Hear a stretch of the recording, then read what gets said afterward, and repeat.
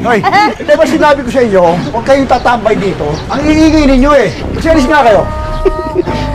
Maingay ba? Maingay ba?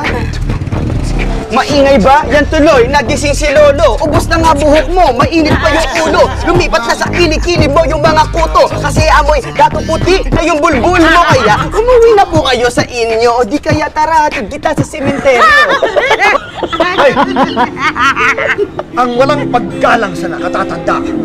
Isang marka ng tarantadong bata. Kaya kung akala mo, cool kang makata, mag-practice ka muna. Supot kang binata.